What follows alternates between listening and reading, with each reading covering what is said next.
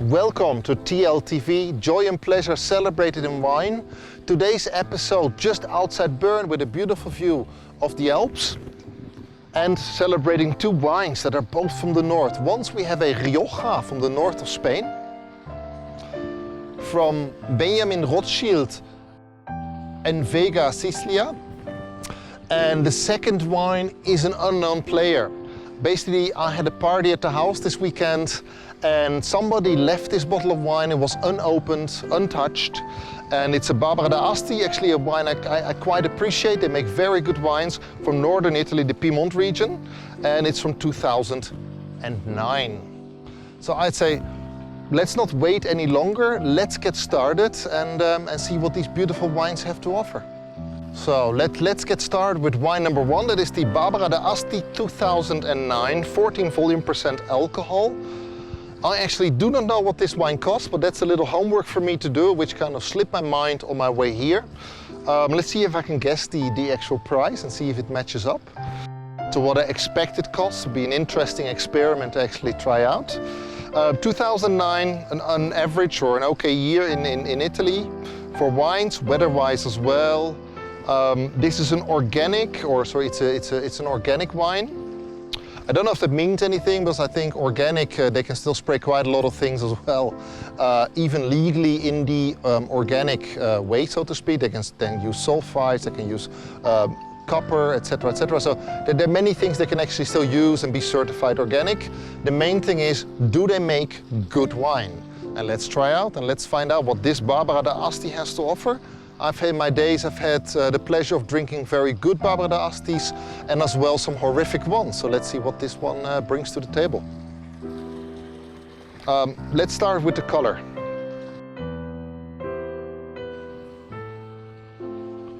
It's a very awkward, strange color. A lot of acid. I almost would say this wine is corked.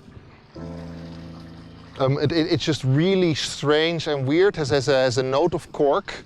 As you can see as well, this doesn't make any sense from the color. For a wine from 2009, there is something terribly wrong.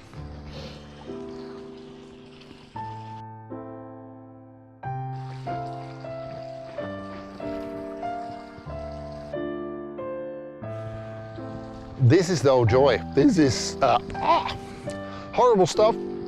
It's not completely corked, but it's off, it's over-oxidized. It's past its peak. I think there was a problem with the bottle. At least I hope there is a problem with the bottle, because no wine should be intended to be made, especially not a Barbera d'Asti from a wine region that is very close to my heart. I quite like it, I quite like it, I love it. There have been many great ones. Look at some of my Vivino entries. You can actually see a lot of great wines from Barbera d'Asti that I've enjoyed over time. So let's not waste any time. I give it a 75. It's over-oxidized. It's not corked. No, it's not corked. It's just dead. Dead in the water. It's dead, Jim. It's effing horrible. It's not nice. So if you come across this, actually I'd be interested to know if you found similar wines that have, or let's say this particular wine. Let me know your views on it and how you would score it. Not very good. So let's get rid of this, clean the glass, and let's move on to the next bottle. This is not a lot of fun. Not a good ambassador for Barbera d'Asti. Let's move on to wine number two. I have now wine number two. I'm just disinfecting my glass from that horrible Luca Barbera d'Asti 2009. That really was everything except pleasant. It was everything but pleasant. Horrible stuff. Really not very nice for the palate. My dear God, that was horrible. Anyway, let's continue to the next one. This should be better. This is a Macán Clásico Rioja. It's a 2010, and actually this is part of the Mouton Rothschild wineries, as far as I'm aware. It's namely Benjamin de Rothschild and Vega, Sicilia. This retails in Switzerland for around 40 francs. So I'd say in Germany that'd probably be around 30 odd euros. They make 33,000 bottles, and this is bottle 13,374. And let's see what this baby has. It's a Macán Clásico Rioja, 14.5 volume% alcohol. So let's see what this baby kicks off.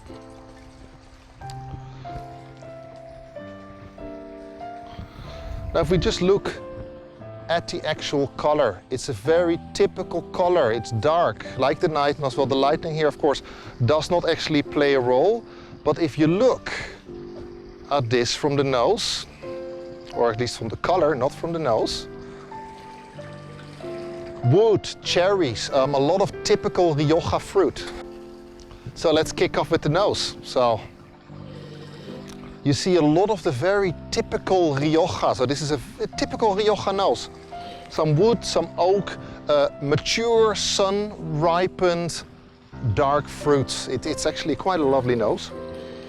This bottle has been open for approximately 3-4 hours. I had to actually steal a glass before I went on my way here to see if it was okay, if it was not corked. This was not corked.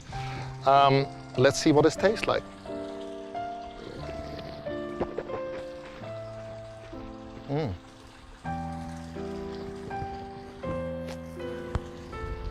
That is delicious. That is everything that a Rioja should be like. There is a structured tannin structure, so you're basically not hit over the head with, let's say, the tannins just bursting out of the glass.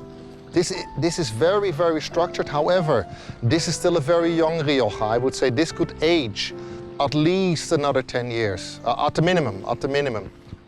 Give this some time. You can drink it, you can enjoy it. However, if you have patience, drop this in your cellar and forget about it. As this Rioja will get better in time. This is a Rioja made to age. And this is where I find Rioja a very interesting region of the world. Especially, let's say, as there's so many bad Riojas. You can get a bottle of Rioja for 4 or 5 euros in Germany and you get absolute rubbish. And in this particular case, where you're looking at around 30 euros a bottle, this is a very nice ambassador for Rioja. So if we just look at it further, tannic structure very nice, structured fruits, made to age. If you look as well at the nose and the color, this is sexy. This is what a wine or a Rioja should be like. So therefore this week as well, I'll be doing another review of different Riojas, and let's look at the same wine for a different price point. I actually picked 3 Riojas, 1 organic one and 2 non-organic ones. As organic wine, it doesn't really play a role as long as the winemaker knows what they're doing and they make quality wines. But let's see. So from a scoring perspective, this is a clear 88 points from my perspective. A well-built wine, very well structured, is a little bit too young, so needs a little bit more time. So I'm not one of the most patient people. I tend to buy wines almost ready to drink. Why? Because if I have friends over in my house and I do end up enjoying a nice bottle with nice people, these things do get sacrificed. So on that note, basically, really enjoy that. Go out and buy it. I actually got it in Globals here in Switzerland. I presume in Germany you can get it as well in your local, let's say, wine store, or you can get it online as well. So on that note, thank you very much for watching and basically see you again soon. Unfortunately, I have to drive home, so I can't actually drink this. I have to spit it out, I have to throw it away, but this is what Rioja should be all about. So as always, I wish you wonderful wines, find nice, enjoyable folks to enjoy those wines with. Pair the wines with people and wonderful food. Enjoy the holy trinity of good living, and catch you again soon. So thank you very much for watching, and best regards from Bern. Proost.